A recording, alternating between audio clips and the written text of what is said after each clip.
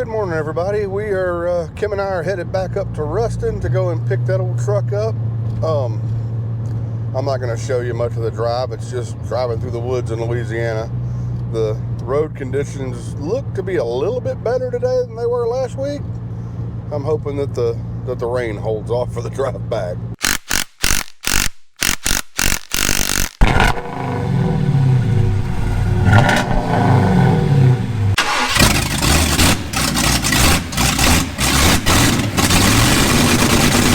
Alright folks, we picked her up and we're just put some fuel in it. We're about to head home. I'm going to put this thing on the dashboard. Hopefully it doesn't fall down while I'm driving. Maybe I'll just stand it over here in the seat next to me. Here goes nothing. Oh, where's my keys? That'd be handy.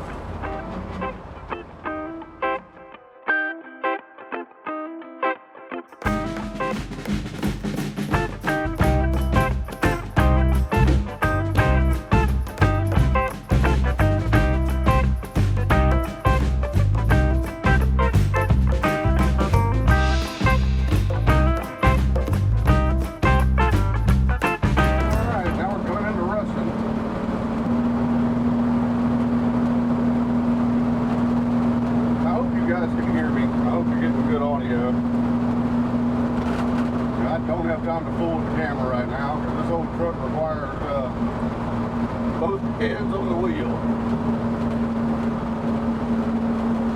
which means it's not hard to steer. It's just, you know,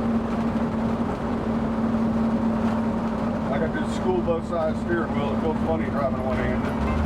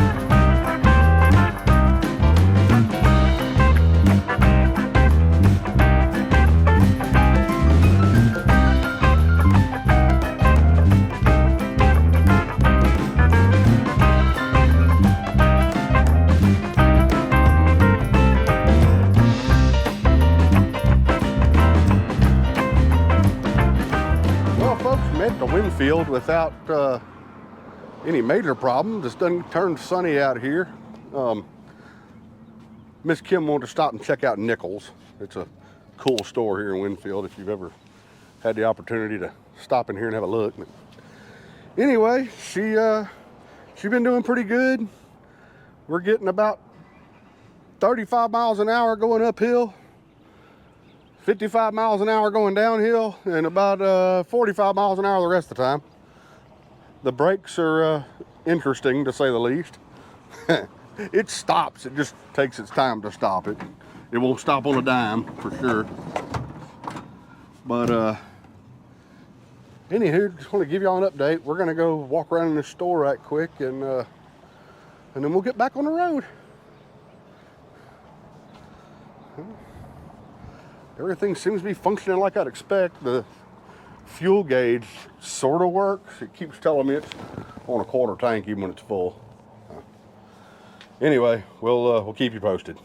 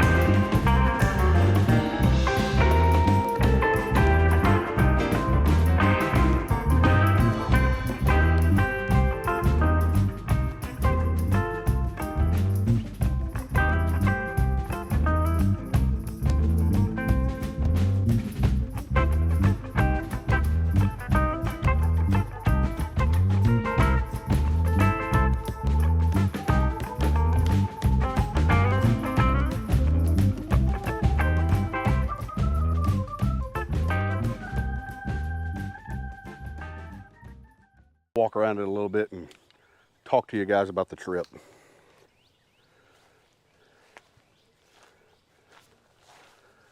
So we set out this morning in a thunderstorm and drove to Ruston, Louisiana. Thankfully, by the time that we got to Ruston, the rain had stopped and the sun had come out, and it was actually a pretty nice drive on the way back. The old truck cranks up super easy. Just twist the key and she comes right to life. Now the two issues I have right now is that she falls downhill at about 55 miles an hour. She chugs uphill at 35 miles an hour. And on the flats, you're doing a blistering 45 miles an hour. So I may think about some gearing options for the rear end, get a little bit better highway speed, but I don't really want to get rid of the split rear end. So I'm gonna have to do a little research and see if I can re-gear the high side and leave the low side alone, because having the ability to use the low side and do some serious hauling is going to be a plus. But the brakes are the first thing I'm going to concentrate on. I feel like there's a hole in the brake booster, because when you step on the brakes, you can hear it squealing. The brake booster on this truck is not mounted on the firewall with the master cylinder. It's mounted under the cab. And when you step on the brakes, you can hear it squealing. And when you do that, the engine starts to lug down because it's drinking brake fluid, which is not ideal. So with the brakes acting the way they currently act, you've got two modes of braking. You can push down on the brake and it will slowly, ever so slowly, roll to a stop in about 100 yards. Or you can double tap the brakes and lock up all four wheels right now. Now, when I pulled up to a gas station, I had a old fellow walk up and, "Oh, where'd you find that sweet little 600? And I told him where I bought it, and he was talking about his daddy used to be a logger and had one of these trucks as their work truck, a couple of log trucks, and this was the work truck. So I've driven a bunch of 600s and 650s and 700s, and they had crap brakes from the factory." Okay, fair enough. But I told him about that squealing I was hearing about lugging the engine down. Oh yeah, I'm agreeing with you. I think you've got a leak in that diaphragm in that brake booster. And I talked to him about it not being real fast. He goes, "Oh no, we had one crazy driver that worked for Daddy, and he would be driving this thing and he could get going downhill, and he'd push the clutch in and build up a good head of speed. And you get to the bottom of the hill, he'd come off the clutch and keep on going. And Daddy told him, 'Son, one day you're going to do that and you're going to blow that pressure plate out.'" Sure enough, he did. He said that guy came off that clutch one day and threw the pressure plate for the clutch into the roof of the truck, tore the seat all to heck. So I bet it did. So I'd like to look at maybe re-gearing the high side of the rear end, because it's got a split rear end, high side and low side. I'd like to maybe re-gear the high side to give me better highway speed. But the first thing I'm doing is rebuilding the brake system on this truck so that it can stop. There was one point that we were coming through town and got to an intersection, and because of the rain earlier, the road was still damp and the light changed real quick. I wasn't expecting it. And I got on the brake and that truck locked up and slid halfway into that intersection. Thankfully, no one was coming, and Kim was watching what was happening, so she was way behind me and she let me ease the truck back out of the intersection. Yeah, it was hairy for a minute.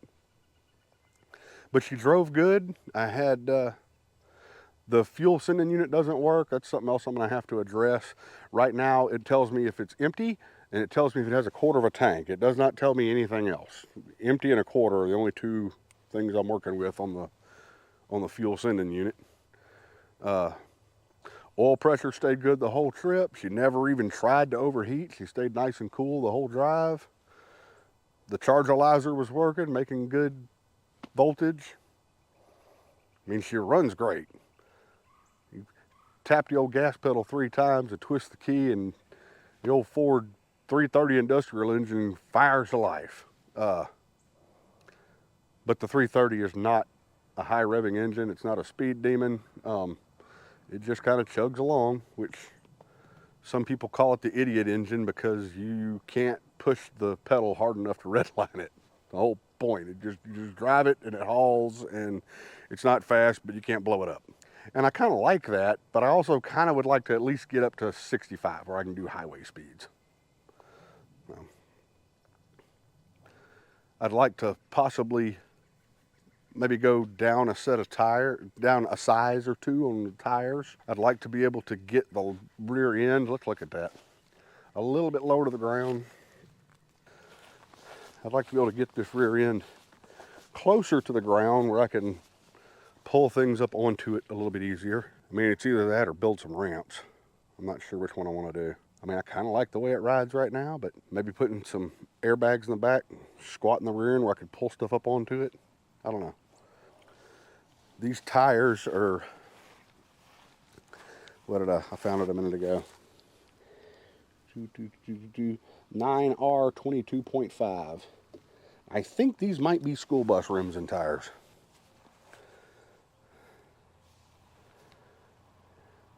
Which they might have went with the bigger size tires to get a little bit more RPM out of that rear end. But if I can change the gear set in that rear end and keep my low gear but have a higher highway gear, I might go down a little bit on the tires to where I can get that back end a little bit closer to the ground. Anyway, I guess that's all I have for you guys this week. I'm going to start researching parts. Like I said, the first thing I'm researching is brake booster and master cylinder. But we'll start working on the old girl, see if I can get her to run a little bit better.